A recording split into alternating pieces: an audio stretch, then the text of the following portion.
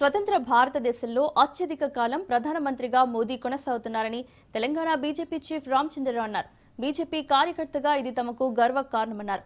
మోదీ హయాంలో భారతదేశం అన్ని రంగాల్లో అభివృద్ధి చెందుతోందని, వికసిత్ భారత్ వైపు అడుగులు వేస్తుందన్నారు.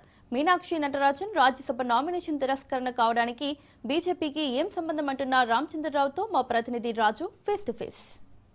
78 సంవత్సరాల స్వతంత్ర భారతదేశంలో ఎవరు ఇంతవరకు కూడా అధిగమించిన రికార్డును ప్రధానిగా నరేంద్ర మోడీ అధిగమించడం జరిగింది. 12 సంవత్సరాలు సుదీర్ఘకాలంగా ప్రధానమంత్రిగా తన ప్రస్థానాన్ని ఇంకా కూడా కొనసాగిస్తున్నటువంటి పరిస్థితి కనిపిస్తోంది. ఈ 12 ఏళ్ల సుదీర్ఘ ప్రయాణానికి సంబంధించి మనతో మాట్లాడేందుకు తెలంగాణ బీజేపీ రాష్ట్ర అధ్యక్షుడు రామచంద్రరావు గారు ఉన్నారు. అసలు చెప్పండి, ప్రధానమంత్రి నరేంద్ర మోడీ ఒక రికార్డు అయితే సొంతం చేసుకోవడం జరిగింది. దీని పట్ల ఒక బీజేపీ రాష్ట్ర అధ్యక్షుడిగా, ఒక బీజేపీ కార్యకర్తగా ఎట్లా చూస్తారు? చాలా గర్వంగా భావిస్తాను. ఎందుకంటే 12 సంవత్సరాలు దేశం ఎప్పుడు కూడా ఇంత పెద్ద ఎత్తున డెవలప్మెంట్ యాక్టివిటీ చేయలేదు. మేము డెవలప్మెంట్ యాక్టివిటీ చేసి చూపెడుతున్నాం. రహదారులు అయితే ఏంది, రైల్వే స్టేషన్లు అయితే ఏంది, ఎయిర్పోర్ట్లు అయితే ఏంది, హాస్పిటల్స్ అయితే ఏంది, ఐఐటీలు అయితే, ఐఐఎంలు అయితే. నరేంద్ర మోదీ గారు వచ్చిన తర్వాత దాంట్లో ప్రొడక్షన్లు పెరిగినాయి, పాల ఉత్పత్తి పెరిగింది, ఒక రైతులకు మంచి ఉత్పాదన పెరుగుతూ ఉన్నది, మంచి కండిషన్స్ ఉన్నది. దేశంలో ఈజ్ ఆఫ్ డూయింగ్ బిజినెస్ ఉంది. ప్రపంచంలో ఈరోజు 4వ స్థానంలో మనం ఆర్థికంగా. కాబట్టి అన్ని రంగాల్లో ఈరోజు ప్రగతి చెందింది భారతదేశము. ఇది భారతీయ జనతా పార్టీ ప్రభుత్వం నరేంద్ర మోదీ గారి నాయకత్వంలో పెరిగింది. ప్రజల విశ్వాసం ప్రభుత్వాల మీద పెరిగినాయి. ప్రజలు వికసిత భారత్ వెళ్తూ ఉన్నారు. కాబట్టి ఈ యొక్క నేపథ్యంలో మనకు 12 సంవత్సరాలు పూర్తి చేసిన సందర్భంగా మనం అందరం కూడా ఈ యొక్క నరేంద్ర మోదీ గారి యొక్క పరిపాలనని మన ప్రజల దగ్గర తీసుకుపోవాలనే ఆలోచనతో ఈ కార్యక్రమం కూడా పెట్టడం జరిగింది. కానీ కాంగ్రెస్ పార్టీ విమర్శలు అయితే చేస్తూ ఉంది. ప్రభుత్వ రంగ సంస్థలను నిర్వీర్యం చేస్తూ ఉన్నారు. ఏదైతే ఇవన్నీ కూడా అదేవిధంగా ఇటు సిబిఐ కానివచ్చు, ఈడీఐ కానివచ్చు, అవన్నీ కూడా కక్షపూరితంగా ప్రతిపక్షాలపై వాడుకుంటున్నారని చెప్పి ఒక విమర్శలు కూడా చేస్తుంది. సో వీటిని మీరు ఎట్లా ఎదుర్కొంటారు? కాంగ్రెస్ పార్టీ ప్రభుత్వం ఉన్నప్పుడు సిబిఐ అంటే కాంగ్రెస్ బ్యూరో ఆఫ్ ఇన్వెస్టిగేషన్ అనేది వాళ్ళకున్నది, ఆ పేరు మాకు లేదు. రెండోది, విమర్శలు వాళ్ళు చేస్తారు. వాళ్ళు ఎందుకు ఒప్పుకుంటారు?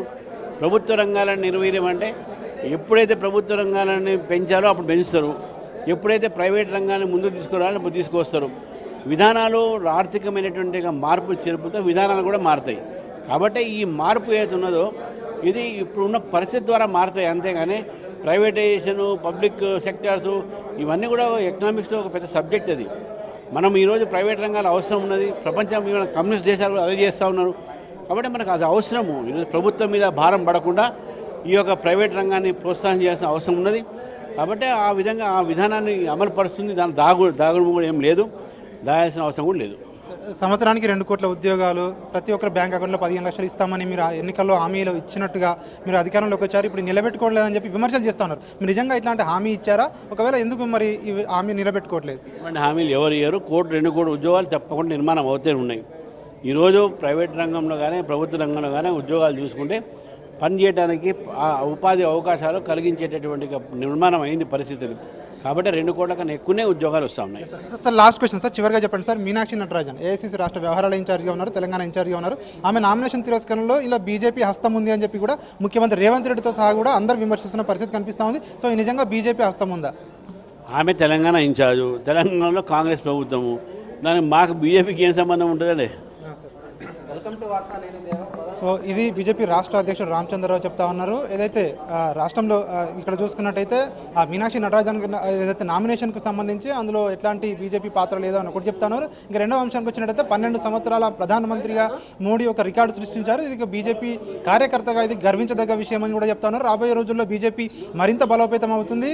సో మరొక 5 సంవత్సరాలు కాదు, మరొక 10 సంవత్సరాలు కూడా బీజేపీ అధికారంలో ఉంటుందని చెప్పేసి కూడా రామచంద్రరావు ధీమా వ్యక్తం చేస్తున్న పరిస్థితి కనిపిస్తూ ఉంది. కెమెరా పర్సన్ శ్రవంత్తో రాజు న్యూస్, హైదరాబాద్.